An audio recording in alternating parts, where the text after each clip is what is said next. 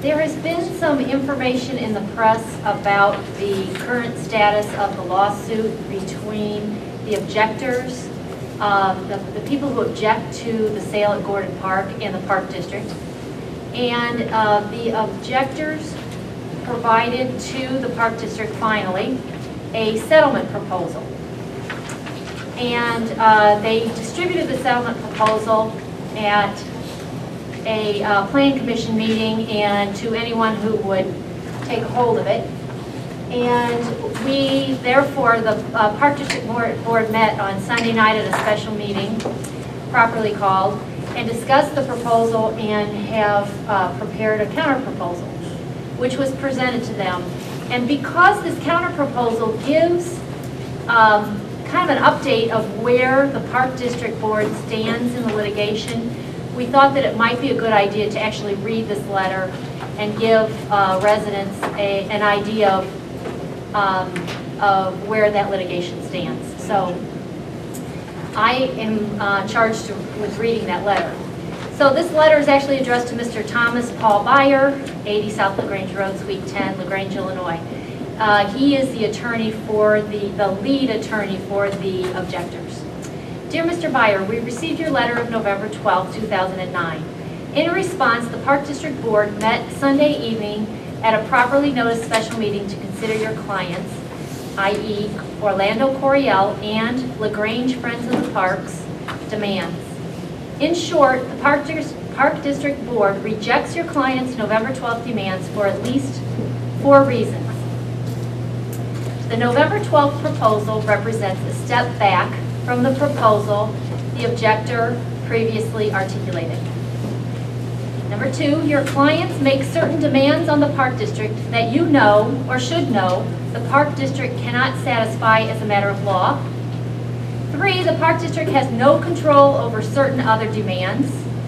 And 4, objector and Coryell have submitted a, quote, settlement proposal, close quote, that they, or at least you and your co-counsel, should know is removed from reality.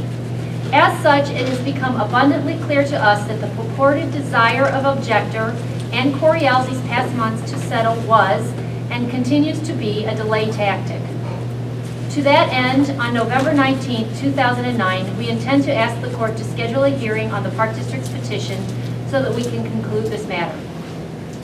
That said, the Park District is not opposed to settlement of this dispute, much less engaging in further settlement discussions with objector and Coryell. Indeed, from day one, the Park District has sought a fair resolution of the above referenced proceedings that both meets the needs of the Park District and the citizens of LaGrange and appeases your client's purported concerns. But before engaging in any further discussions, objector and Coryell, as well as you and your co-counsel, also LaGrange residents, must commit to engaging in meaningful discussions that do not further waste the valuable time and resources of the Park District and its constituents. In an effort to facilitate meaningful, cost-effective discussions, the Park District, 1, responds below point by point to the 8 items set forth in your November 12th letter, and 2, offers a fair and reasonable counterproposal. In response to the November 12th offer, number 1, the Park District agrees with this provision. And the provision was that the Park Friends would withdraw their opposition to the sale of Parcel 2, as shown on the attached map by the Park District of LaGrange, to ARP. Number 2, the Park District has no control over the density of ARP's development. Density is an issue for ARP and the Village of LaGrange. We note, however, that any decrease in density will inevitably lead to a loss of important tax revenues earmarked for the Park District, the LaGrange school districts, and the LaGrange Library. And as you and your clients know, any such loss would be on top of the substantial loss in tax revenues that will result if the sale to ARP is limited to Parcel 2. That was in response to a demand the development be limited to 236 residential units and no more than 18,000 square feet of commercial space in a parking garage. Number 3, the Park District Board is committed to improving, expanding, and maximizing the park and recreation facilities, programs, and opportunities for the residents the board serves. The November 12th demand hinders, not facilitates that goal. Further, the Park District rejects this demand for the following additional reasons. A, this demand requires the Park District to enter into an illegal contract with objector. A Park District board is generally limited to contracts that are less than 1 year, that are 1 year or less in duration, with a citation to Illinois statute. There are certain limited exceptions to that rule, but no exception under the Illinois Park Code permits the Park District to enter into a contract in perpetuity.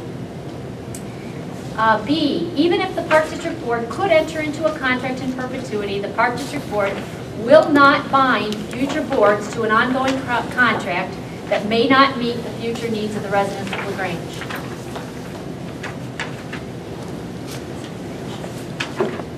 C, this demand would result in the Park District committing to the acquisition reserve an amount greater than the total amount of the funds it would have received from the transaction in the first place. In other words, your clients would have the Park District forego making any valuable improvements to Gordon Park and use the acquisition reserve fund that would otherwise be dedicated to Park District programs or needs. Aside from being illegal, this demand simply makes no sense.